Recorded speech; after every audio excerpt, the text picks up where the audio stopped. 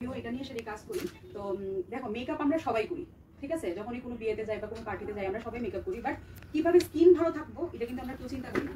পার্লারে গিয়ে সেটা আমরা 1,500, 2,000, 3,000, 4,000 টাকা দিয়ে আমরা মেকআপ করে করি, বাট স্কিনটা যদি ভালো থাকে মেকআপ আরো ভালো সুন্দর হইব, এটা কিন্তু সবার বুঝতে লাগবে। আর মেকআপ যদি সুন্দর হয়, তোমরা নিজেরা যদি সুন্দর থাকো, তোমরা কাছে এমনি ক্লায়েন্ট আইবো, যেহেতু তোমরা সবাই এখানে মোটামুটি কোনো ক্লায়েন্ট আইতো না। আর স্কিন কেয়ার জানতে লাগবো, স্কিন কেয়ার যত ভালো মানে তোমরা করবা অত ভালো ফ্ললেস মেকআপ হইব। এত কিছু দরকার ছিল না।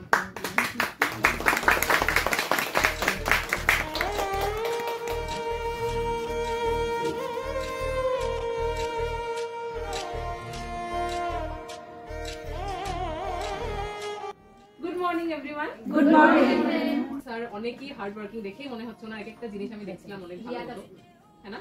হ্যাঁ, অনেকই বেশি হার্ড ওয়ার্কিং উনি। এন্ড এটা ওনার যে প্রফেশন কাম পেশন সেটাই বেশি মানে বোঝা যাচ্ছে। তো তো আরেকটা জিনিস আমি যেটা তোমাদের রাখি ম্যাডাম এড করেছেন বলেছেন যেটা অনেক ইম্পর্টেন্ট, মেকআপ তো তোমরা সবাই করো, রাইট? তোমরা সবাই প্রফেশনালি মেকআপ শিখছো এন্ড আগামীতে কাজ করবে। তো সবথেকে বেশি ইম্পর্টেন্ট মেকআপ স্টার্ট আমরা মেকআপটা করি কোথায়? আমাদের বেসটা আমাদের স্কিন থাকে, রাইট? তো আমাদের স্কিনটাই যদি আমরা যদি 12 মাস স্কিনের কোনো যত্ন করি না, কোনো কেয়ার করি না, প্রপারলি কি অ্যাপ্লাই করতে হয় কিছু যদি অ্যাপ্লাই করি না, আর একদিন যেদিন আমাদের মেইন অকেশন মেইন ডে ওই দিনে যদি আমরা স্কিন কেয়ার করি, তাহলে মনে হয় নাকি স্কিনটা স্মুথ এন্ড সফট হয়ে যাবে একই দিনে? হবে না, রাইট? তো সবকিছুর একটা রিচুয়াল থাকে, একটা পরম্পরা, মানে সবকিছু ফলো করতে হয় ভালো মতো, তখন গিয়ে এভরিডে আমাদের স্কিনটা সফট এন্ড স্মুথ হবে।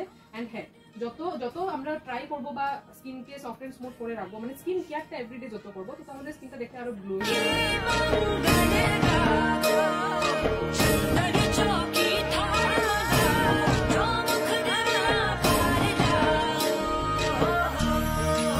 আর এই দুটো প্রোডাক্ট এর মধ্যে সব ন্যাচারাল ইনগ্রেডিয়েন্টস দিয়ে বানানো। ফার্স্ট অফ অল তো